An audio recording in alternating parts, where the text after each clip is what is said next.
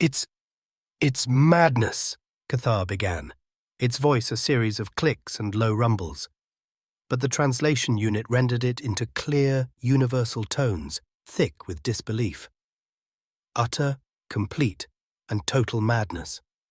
They call it sports. Cathar paused, shaking its head slightly, a gesture that on its world meant profound confusion. We saw beings throw themselves from perfectly good aerial vehicles thousands of units high. Not because they were failing, mind you, but on purpose, with only a thin layer of fabric to slow their fall at the very end.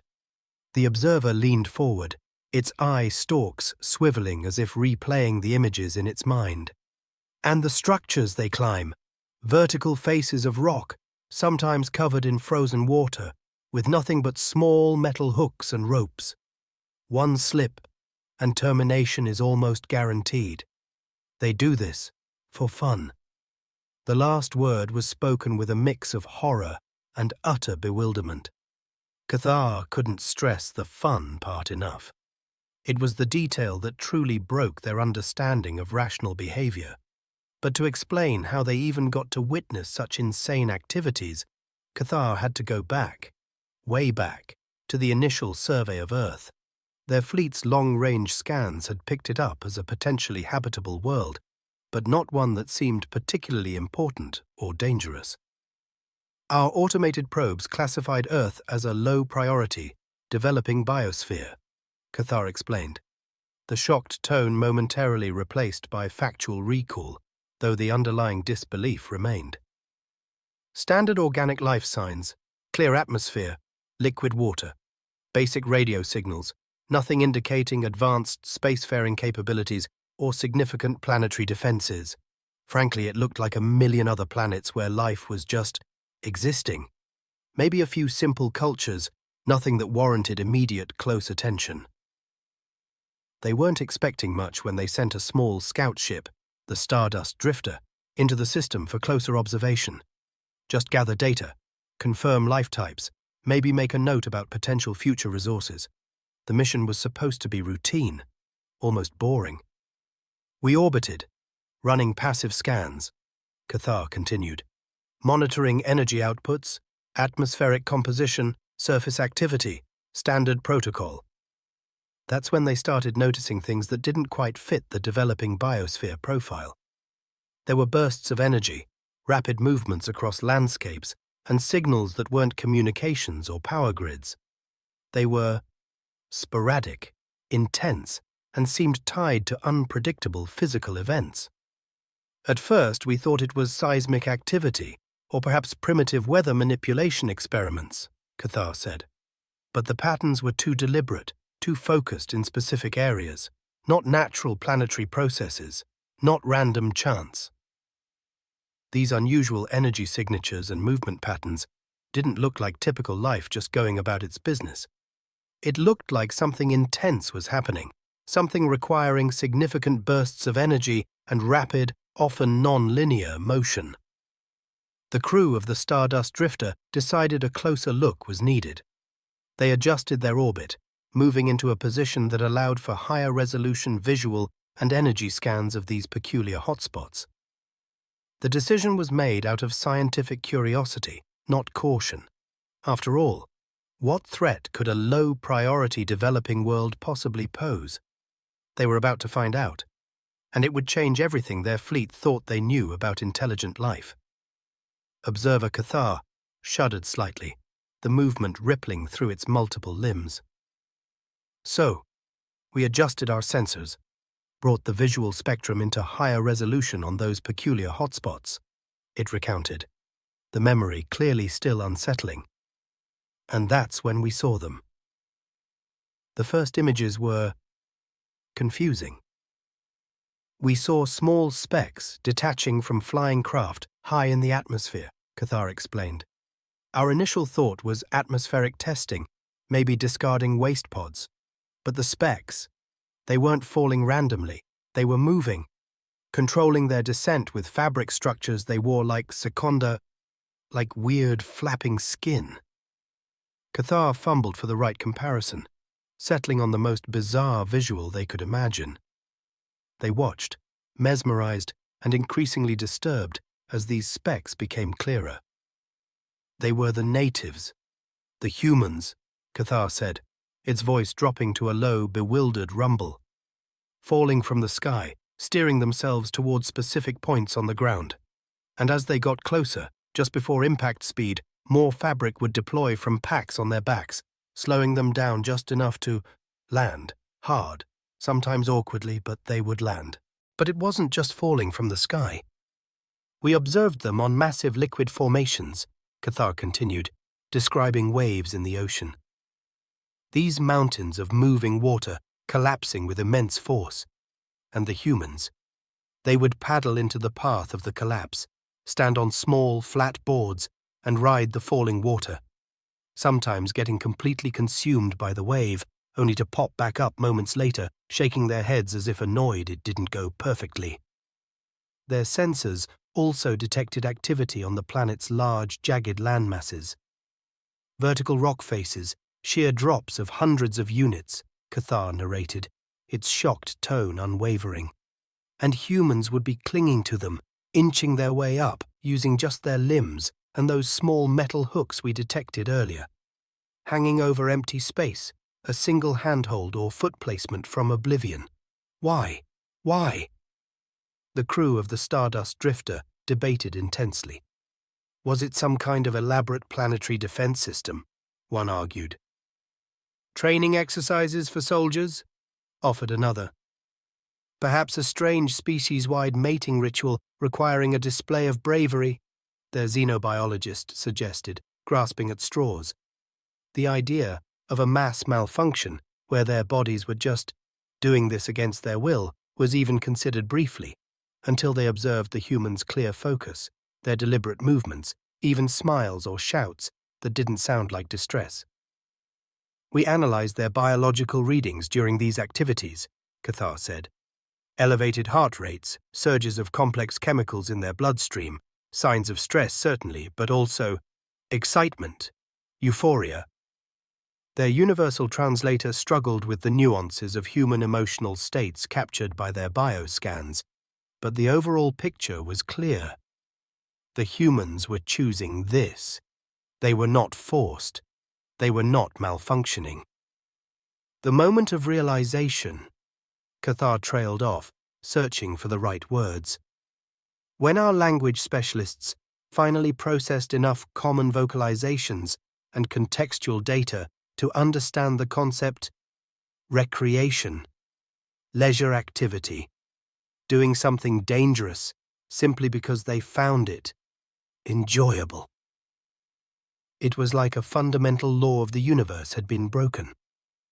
Every sentient species they had encountered prioritized safety and survival above almost all else, especially in times of peace and plenty. Risk was calculated, minimized, undertaken only when necessary for survival or critical advancement. But these humans, Cathar's voice was hushed with disbelief. They actively, voluntarily sought out situations that could lead to severe injury or immediate termination. Not for food, not for shelter, not for defense. For recreation.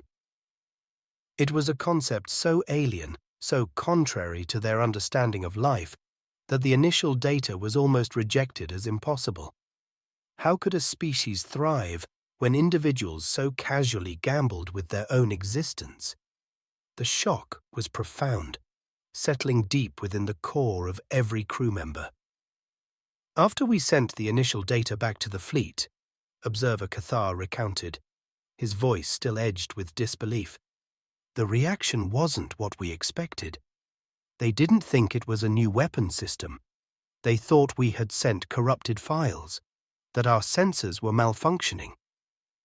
It took multiple confirmations, sending the raw visual and biological data logs directly, before the experts at their central analysis hub accepted what the Stardust Drifter crew had witnessed. Their xenobiologists were appalled, Cathar stated. Their sociologists were utterly baffled. The experts began to crunch the numbers, running simulations based on the human activities they observed. They calculated the probabilities, Cathar explained. The likelihood of severe physical trauma during what the humans called downhill racing on those wheeled boards. The estimated percentage of attempts in base structure jumping that would result in irreversible organic damage if the fabric failed or deployed incorrectly. Cathar gestured with a limb as if presenting invisible data screens. The numbers were astronomical, risks that no rational life form would ever voluntarily accept outside of a dire survival situation. We saw data points marking impact forces that would liquefy the internal organs of most known species, falls from heights where terminal velocity was reached, a speed at which hitting anything solid means instant termination. The contrast with other species was stark. Every other sentient species we have documented exhibits a strong, innate drive for self-preservation, Cathar emphasized. Minor risks are sometimes taken for significant gain, finding new food sources, exploring safe new territories. But this was risk for the sake of risk itself, for an internal, seemingly non-essential feeling. The alien experts struggled mightily to understand the why. They studied the chemical surges we detected, Cathar explained. These things the humans called adrenaline or endorphins. Chemicals released by the body during stress or exertion. Our species have similar responses, but they are linked to fight or flight in danger, or the satisfaction of completing necessary difficult tasks. For humans, Cathar continued, relating the experts' findings, these chemicals seemed to be the goal. They were intentionally triggering these responses by putting themselves in danger. The experts hypothesized about thrill-seeking or a need to conquer fear, concepts that seemed utterly alien to our logical frameworks. Why would you seek fear? Why would you need to conquer something your own body produced as a warning signal? Cathar described some of the footage the experts were analyzing. Scenes of humans on narrow metal frames with wheels, sliding and jumping down staircases or off high ledges, crashing violently onto hard surfaces, it narrated, shaking its head again. The experts noted the high frequency of skeletal fractures and head impacts. Yet the humans, if able, would often get up, seemingly unbothered by pain that would incapacitate other beings, and attempt the same dangerous act again. Other images showed humans diving deep into the planet's oceans without breathing apparatus, competing to see who could descend furthest or hold their breath longest. Voluntarily inducing oxygen deprivation, Cathar said, the shock returning full force, risking irreversible brain damage or termination by simply staying underwater too long. For a record, for pride. The analysis confirmed the scout ship's initial, bewildered assessment. These weren't isolated incidents. These were widespread, varied activities engaged in by vast numbers of the human population. And the underlying motivation, the willingness to gamble with life and limb for a feeling or a challenge, was something the alien experts simply could not reconcile with their understanding of intelligent life. It was illogical. It was terrifying. The data. It was undeniable, Observer Cathar stated, a new layer of gravity settling beneath his persistent shock. The experts' analysis, our own observations, it all pointed to the same impossible conclusion. The humans intentionally put themselves in lethal danger, not for survival, but for enjoyment. And that, Cathar emphasized, his voice a low rumble, changed everything. The simple classification of low priority, developing biosphere, was instantly obsolete. It was replaced by something that sent shivers through the most seasoned members of the fleet. The realization was chilling, Cathar recounted. If a species treats physical termination and severe injury as acceptable risks for their recreation, how would they behave in actual conflict? What limits would they have if their survival, or the survival of their group, was truly threatened?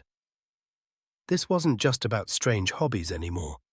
This was about the fundamental nature of humanity, their willingness to stare into the face of oblivion, laugh, and jump. It implied a terrifying level of unpredictability and a potentially limitless capacity for aggression and resilience when faced with genuine threats. Cathar described the formal reports and the tense meetings that followed. "We transmitted our findings up the chain of command," he explained, "to the sector command, and eventually parts of it reached the Great Council itself." Presenting the visual logs was crucial, showing the high-speed impacts, the dizzying falls, the casual disregard for physical safety. "The initial reaction from command was similar to the experts," Cathar said. "Skepticism, disbelief. They questioned our sensor integrity, our translation accuracy. How could a species this reckless have even survived long enough to build cities?" But as they reviewed the sheer volume of data, the widespread nature of these activities across different landscapes and cultures on Earth, the skepticism turned into alarm. "You could see the understanding dawn on their faces," Cathar narrated. The pleasant surprise of finding a developing biosphere turned into the cold dread of discovering a nest of daredevils, of beings who seemed to have a broken sense of self-preservation. A new designation was quickly agreed upon and assigned to Earth and its dominant species. They were classified as highly unpredictable and potentially hostile, Cathar revealed. Our internal designation, the one used in confidential reports, was simpler, more accurate. He paused, letting the weight of the words hang in the air. Terrifyingly reckless species 7G. This classification wasn't just about potential military threat. It raised deeper concerns. Our xenobiologists theorized that this very recklessness, this willingness to push physical and mental limits, might be linked to their incredible adaptability and resilience. Cathar explained the experts' fears. Humans survived injuries that would terminate other beings, seemed to bounce back from physical and psychological trauma with alarming speed, and adapted to wildly different environments on their own planet. Perhaps, Cathar relayed the unsettling hypothesis, their constant, voluntary exposure to extreme risk has, over generations, somehow honed their ability to endure, to survive against the odds. It's a disturbing thought. A species that found strength and resilience through courting danger was a species unlike any other they had encountered, a species that couldn't be easily categorized, predicted, or, Cathar suspected with a shiver, easily contained if they ever decided the galaxy itself was a new, extreme sport to conquer. Okay, I will continue writing the story with Chapter 5, expanding on human behaviors that reinforce the alien view of humanity as terrifyingly reckless. Chapter 5. Broader human danger signals. Once we understood the concept of recreationally courting termination, observer Cathar said, the initial sharp shock now a dull, persistent ache in his narrative. We began to re-examine all the data we'd collected on Earth, and suddenly, many other confusing human behaviors started to make a horrifying kind of sense. It wasn't just jumping from heights or riding collapsing water mountains. We looked again at their primary method of ground transport, Cathar recounted. These heavy, fast metal boxes they called cars. Millions of them, moving at high speeds, often just units apart, swerving, changing direction abruptly, sometimes colliding with tremendous force. Their initial analysis had simply logged it as inefficient transport. But with the new understanding, Cathar continued, we saw it for what it truly was. A constant, planet-wide, low-grade form of extreme sport. They risked severe injury or termination just to get from one place to another slightly faster. The sheer number of accidents was staggering, yet they continued this behavior every single local cycle. Then there was the data on human consumption. Their nutrient intake was bizarre, Cathar stated. They consumed substances they knew were harmful in the long term. Processed foods with excessive amounts of chemicals, sugars, and fats that caused internal decay and system malfunctions over time. They understood the risks, documented the diseases caused by these diets, yet they consumed them willingly, often calling it comfort or treats. This wasn't immediate, dramatic risk, like jumping from a cliff, but a slow, drawn-out form of self-endangerment. A species that willingly poisons itself for temporary sensory pleasure, Cathar mused, shaking his head. It fit the pattern, a casual disregard for their own long-term biological integrity. They also observed humans engaging in physical conflict, even when not necessary for defense.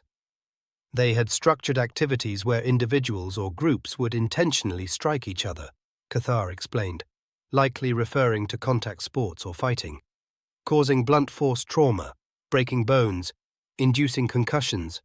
Again, not out of necessity, but within a structured game.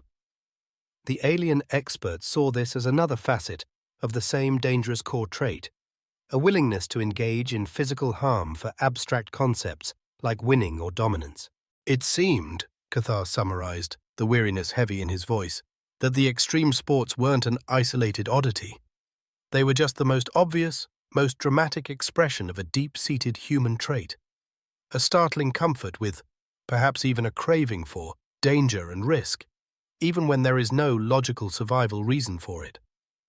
The final reports from the experts were grim.